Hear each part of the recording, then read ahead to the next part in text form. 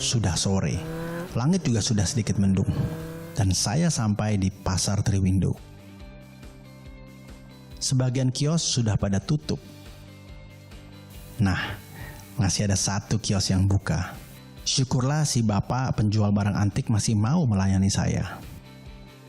Asik loh sebenarnya menjelajahi barang-barang antik. Ada nilai-nilai orisinalitas yang bisa kita temui. Saya percaya barang-barang ini adalah cikal bakal dari semua hal yang sekarang disebut kekinian. Saya seperti masuk ke lorong waktu.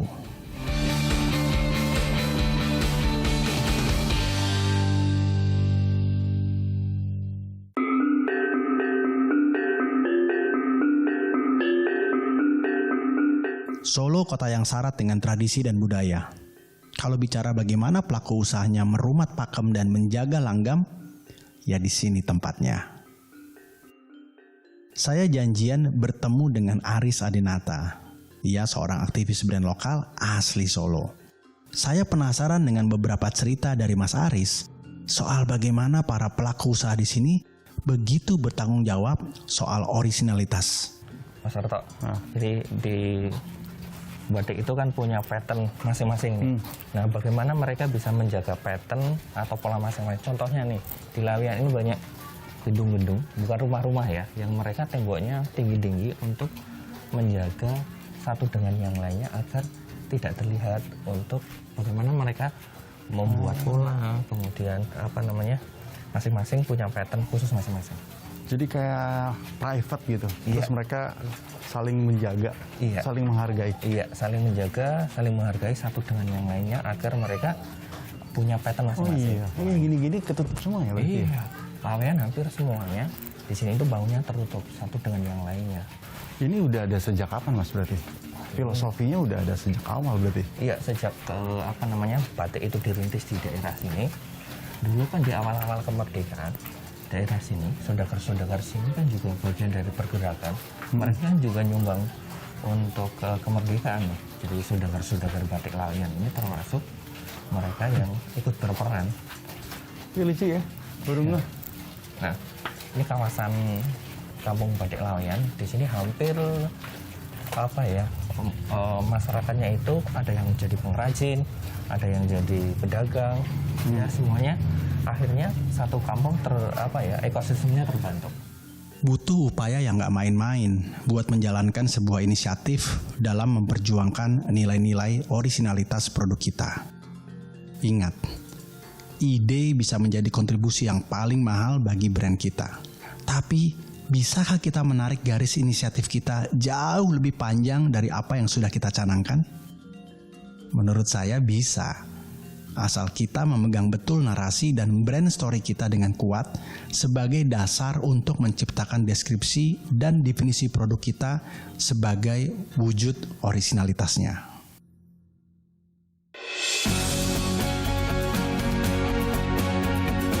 Nah, sebelum kita bahas lebih jauh soal batik yang sangat kaya filosofi ini, Mas Aris akan mengajak kita pergi ke satu brand lokal Solo namanya Surya Rotan. Dan Surya Rotan juga sangat memahami apa yang disebut dengan orisinalitas. Mas Suryanto, di luar kan banyak rotan dari rotan sintetis. Nah, kenapa pilihannya Mas Suryanto mempertahankan rotan original? Karena memang sejak awal kami Sentral Industri Mebel Rotan Trangsan ini sejak dulu itu memang sebelum ada sintetis itu udah ada rotan natural ya. Makanya kami berusaha untuk mempertahankan tradisi dari para pendahulu kami. Di samping itu Mas, sebenarnya rotan natural itu mempunyai nilai lebih daripada rotan sintetik. Kelebihannya apa Mas? Kelebihannya kita kebetulan pangsa pasarnya banyak ke Eropa sama Amerika. Itu buyer-buyer itu lebih menghargai natural ini, yang natural, yang alami. Secara desain ataupun secara itu lebih mereka sukai.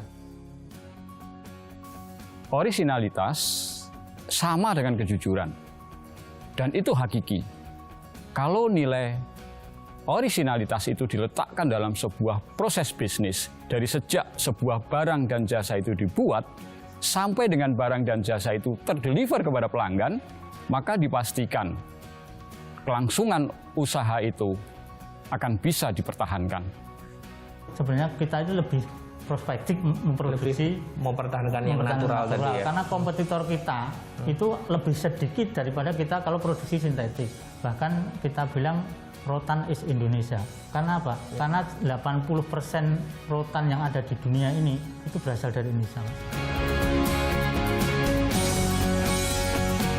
Apa yang dilakukan Surya Rotan untuk menjaga kualitas dari segi bahan maupun natural originalitas tadi, Mas? Kalau kita selalu memakai bahan dengan grade yang terbaik, grade A, Mas. Itu untuk menjaga kualitas kita. Kualitas dari Surya Rotan iya, ya? Karena itu suatu keharusan. Kita harus inovatif. Inovatif itu dalam arti kita harus berkreasi dengan desain-desain yang baru, Mas. Nah, dari rotan, kita kembali lagi ke batik Gothic Swan. Ini ada salah satu contoh batik Gothic Swan. Bagaimana batik Gothic Swan itu bisa mempertahankan orisinalitasnya. Baik dari segi pattern, pola, kemudian bahan baku. Ya itu sering dengar tuh nama itu dan punya sejarah yang panjang kaitannya juga dengan Presiden Soekarno juga ya waktu itu. Iya, waktu itu. Jadi awal mula batik Indonesia tercipta itu salah satunya dipelopori oleh Gothic Swan. Ya. Jadi Gothic Swan itu diminta sama Soekarno untuk menciptakan pola batik Indonesia. Nah sampai sekarang, nah bahan baku yang digunakan nih sampai sekarang itu dari generasi pertama sampai generasi sekarang tidak pernah berubah sesenti pun, secuil pun untuk dipertahankan. Kita tuh punya banyak narasi yang seperti itu ya. Iya. Yang memang sebenarnya kalau lebih banyak orang tahu nilai sama hormat kita sama tradisi ini tuh bisa bener-bener dijaga gitu. Dari sekian pola yang mereka buat, sekitar 200-an yang masih diproduksi itu betul-betul dijaga. Bahan bakunya, kemudian polanya itu harus sama persis dengan generasi pertama.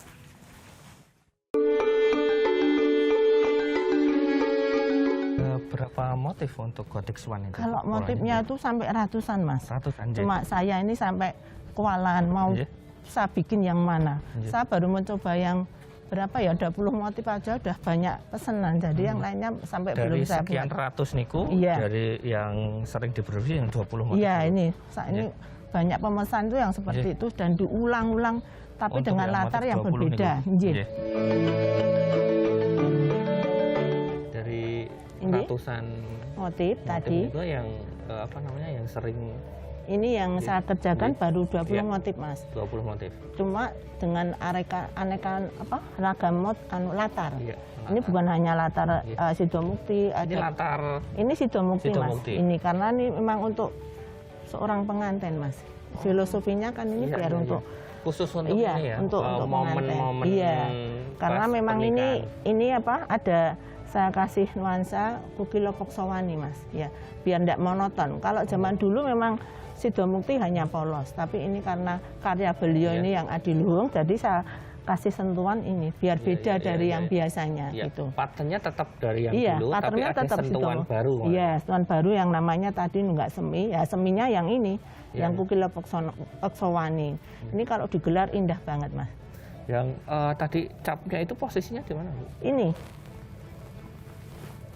Kalau ini Untuk mungkin, penandaan ini? kalau ini mungkin enggak Oh, saya ini kasih khusus cap ya, anu karena ya? memang ini mau tak simpan, Mas. Iya, Jadi iya, mungkin iya. yang satunya ini ada. Kalau ini memang, oh ini ada, Mas. Ini tanda nama saya. Iya. Ini nggih? Karena biar enggak. Batik Harjonegoro Sup. Ini Supiah Iya. Anggriani. Nah, ini sebagai bukti Iya, bahwa kalau ini yang baru. batik Iya. Gothic Swan asli. Iya, asli dan ini yang baru saya penerusnya. Kalau yang asli ini, Mas. Ini. Harjonegoro ini kan Oh, huruf ini Jawa. ya, Harjonegoro. Ya, ini yang Iya, asli. iya, iya. Ini yang terakhir beliau untuk apa? Untuk Penandanya ini. tanda ya. tangan cuma ini. Iya. Kalau yang terakhir ya dulu GTS Berarti kalau itu selain lagi. tidak ada tanda ini dan tanda ini, Iya. berarti di luar sana adalah Ya, yang ini palsu. mungkin ya. Kalau yang Dengan- baru, Mas. Tapi Ya. kalau yang lama enggak semua dikasih tanda tangan. Oh, Jadi iya, memang iya. Yang harus sudah terlanjur iya, dulu itu ya. Iya, banyak yang enggak dikasih tanda tangan karena banyak begitu beliau buat tanda tangan kan Iya. banyak yang masuk. Jadi beliau sampai terus mutung cara-caranya, enggak dibuat. Terus baru akhir-akhir ini beliau tahun 80-an pakai ini, pakai apa? Pakai mulai tahun 80-an itu. Pakai ini, pakai apa? Ini Harjonagoro pakai tanda tangan. Kalau beliau kan pakai ini boxy. Tapi kalau saya kan enggak bisa. Tentunya saya ini saya copy sama ini yang aslinya gitu. Biar untuk menandakan bahwa ini karya beliau.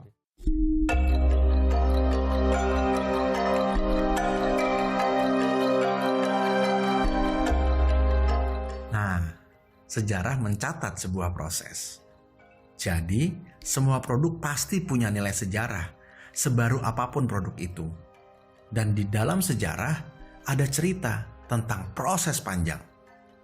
Dan saya rasa menjaga orisinalitas itu berarti sama dengan menjaga sejarah itu sendiri.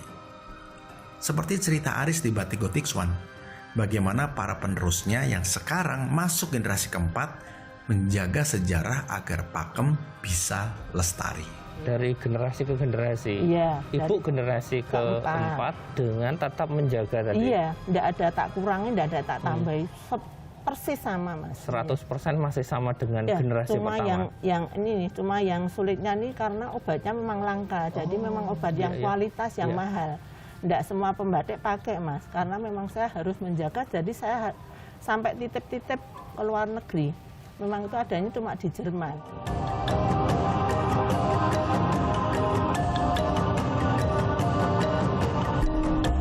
Apa yang dirasakan Ibu ketika di luar sana itu konsumen mendapatkan barang palsu? Ya, apa yang dirasakan? Saya sedih, kecewa, dan saya ini sampai ngelus dodol. Saya sampai putus asa saya, Mas. Kalau begini caranya saya tuh sampai kayak nggak mau buat lagi.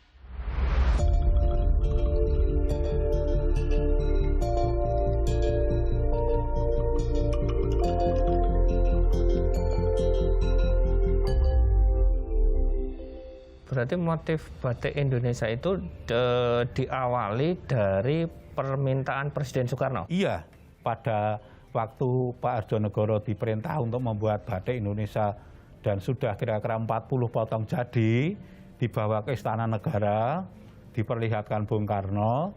Bung Karno sangat senang, sangat kagum. Pada waktu itu terus Bung Karno memerintahkan ajudan untuk membuat pameran tunggal di Istana Negara.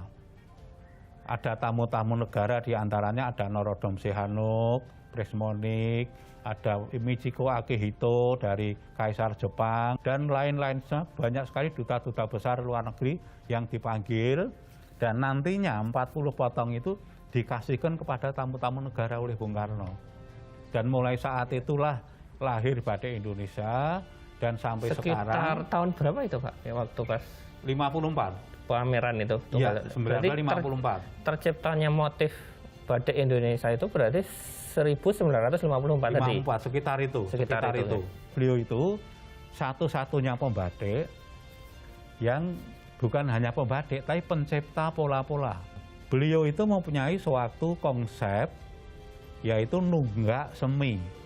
Jadi tidak meninggalkan tonggaknya, sejarahnya, pola-pola yang kuno, yang klasik, tapi diberi nuansa tumbuh. Jadi dikasih sesuatu ide-ide yang baru. Makna tunggak semi itu sangat relevan. Bagaimana sebuah nilai, bagaimana sebuah legacy diadaptasikan kepada sebuah situasi perubahan lingkungan bisnis. Oleh karena itu diperlukan kemampuan dari para pelaku UMKM untuk mengadaptasikan dalam situasi yang perubahannya sangat dinamis. Saya sebagai ibu hanya ditugasi untuk melestarikan ini semua. Jadi saya diwarisi rumah, diwarisi ilmu, diwarisi pengetahuan, diwarisi tata cara adat Jawa, itu supaya dilestarikan tugas saya dan ibu. Yeah.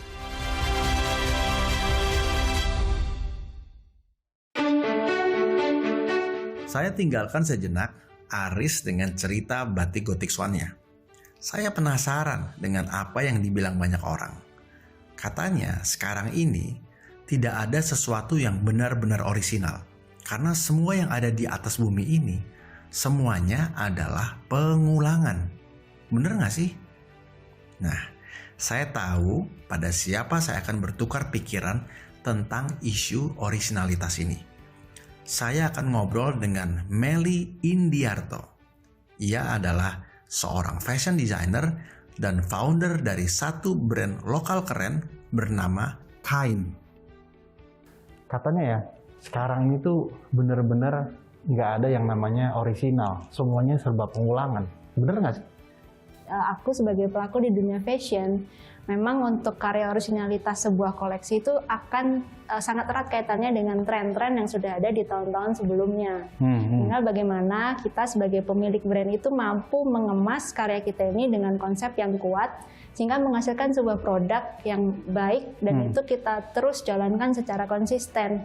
Sebenarnya hal ini juga dilakukan oleh sosok Pak Gothic Swan ya, waktu dia mencari inspirasi untuk karya batik Indonesianya. Nah, untungnya adalah kita di Indonesia itu kaya kan kearifan lokal. Berbagai daerah ada kearifan lokal yang mempunyai nilai orisinalitas yang tinggi. Jadi nggak salah ya kalau Gothic Swan kita anggap sebagai salah satu sosok yang bisa memberi contoh tentang bagaimana merawat orisinalitas. Benar Mas. Nah, yang unik di dunia batik itu kita nggak mengikuti yang namanya tren. Jadi motif-motif batik yang beliau ciptakan puluhan tahun yang lalu pun sampai sekarang masih diproduksi dan bahkan menjadi must have items untuk para pecinta batik dan kolektor batik di Indonesia. Nah, kalau kita bicara mengenai cara mempertahankan atau merawat orisinalitas karya, menurutku yang terpenting itu adalah kita mempunyai kedekatan rasa ya dengan masa kini, dengan era yang sekarang. Kalau pada eranya Pak Gothic Swan, beliau kan mengembangkan batik Indonesia itu dengan konsep nunggak semi, yaitu proses pengembangan budaya yang tetap mengacu pada kebudayaan yang lama. Berarti kan pengembangan budaya itu masih relevan dengan masa itu. Nah, apakah masa itu masih relevan dengan yang sekarang? Nah, ini yang jadi PR-nya kita nih Mas, untuk menerjemahkan dan mentranslatekan budaya batik yang penuh makna dan filosofis yang tinggi itu, pesannya itu bisa sampai ke anak muda gitu. Tugasnya Melly. Nah, tantangannya gimana caranya narik pakem yang begitu panjang historinya, sejarahnya, lalu dilihat dari zaman sekarang? Menurutku sih Mas, kita ambil yang sederhana aja. Pendekatan untuk memasuki dunia batik itu kita bisa cari angle yang dari berbagai macam sisi. Jadi kita menimbulkan kehangatan bagi generasi yang saat ini gitu. Misalkan aja nih baru-baru ini di bulan Mei ya, muncul sosok Pak Gothic Swan sebagai Google Doodle. Di situ Pak Gothic Swan digambarkan sedang membentangkan kain batik klasik motif Jawa Keraton gitu, tapi tulisannya Google. Nah, ini kan sesuatu yang fresh, yang baru, yang anak muda itu gampang untuk pendekatannya gitu. Dari situ kan anak muda bisa langsung cari tahu siapa sih sosok yang ada di Google Doodle hari itu, sejarahnya gimana, kok bisa beliau berproses dari seseorang sosok mahasiswa yang akhirnya menjadi seorang pelopor batik Indonesia. Itu yang menurutku unik pendekatannya. Batik itu kan sesuatu yang long lasting ya. Kalau kita bicara energi membatik, dulu sama sekarang itu bedanya ada di mananya. Mungkin kalau dulu itu kita bicara membangun fondasinya gitu, tapi zaman sekarang mungkin harus mulai berpikir bagaimana mengembangkannya. Aku sebagai pembatik nih, energi membatik itu harus bisa kita pertahankan. Dengan cara apa? Dengan tetap menggunakan rasa. Sebenarnya kalau kita membatik, kita itu ada praktik mindfulness-nya loh Mas. Karena setiap tarikan canting itu kita harus sadar penuh dengan satu tarikan nafas kita.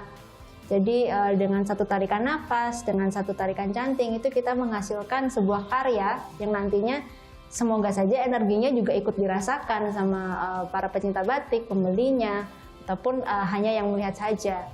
Nah, pengembangan dari energi yang batik tadi kita mulai dari masa lalu ke sekarang, itu menurutku penting sekali dengan mentranslatekan bagaimana menciptakan desain yang kontemporer, Mas. Seperti yang aku lakukan di kain, itu kita menciptakan motif-motif khas Pasuruan, kayak bunga krisan, bunga sedap malam, bunga anggrek, tapi dengan desain yang lebih kontemporer. Nah, pendekatan ini lebih enak masuknya ke anak muda.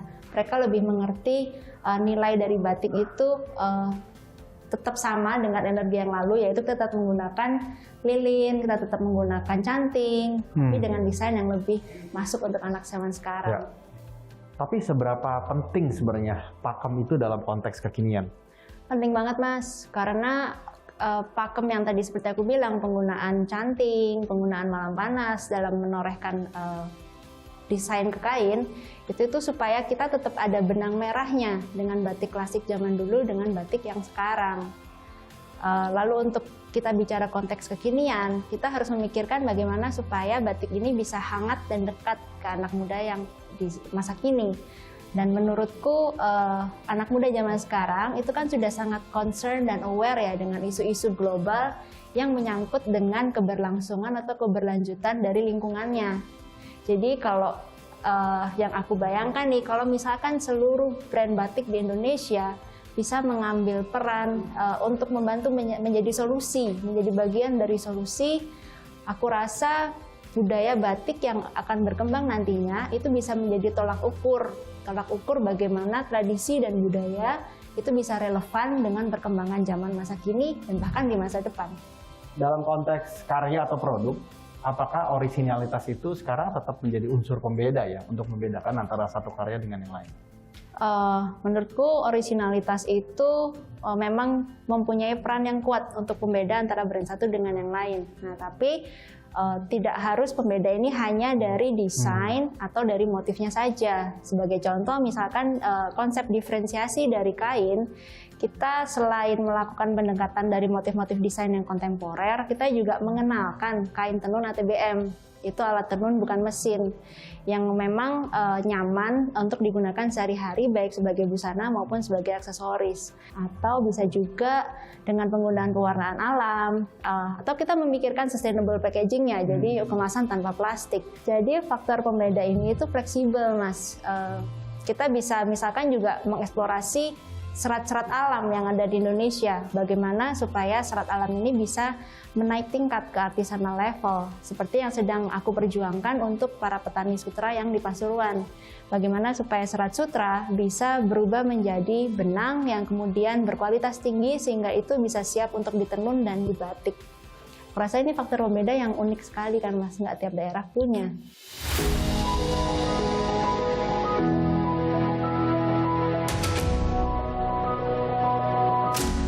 Membangun orisinalitas itu menyenangkan sebetulnya. Memang tidak mudah. Tapi, bukankah salah satu hal menarik dari membangun usaha adalah kebebasan menciptakan apapun yang kita inginkan? Betul nggak? Orisinalitas adalah kunci dari diferensiasi. Dan diferensiasi merupakan kunci untuk memenangkan pasar. Pada saat yang sama, keunikan produk atau brand juga akan meningkatkan loyalitas pelanggan dan membentuk top of mind di benak konsumen. Keren kan? Temukan kisah-kisah inspiratif penggiat UMKM yang menjadi garda terdepan penjaga perekonomian bangsa. Bersama para brand aktivis, para penggiat brand lokal, para mantri BRI yang punya tugas mulia memberdayakan usaha mikro dalam petualangan brilian di episode selanjutnya.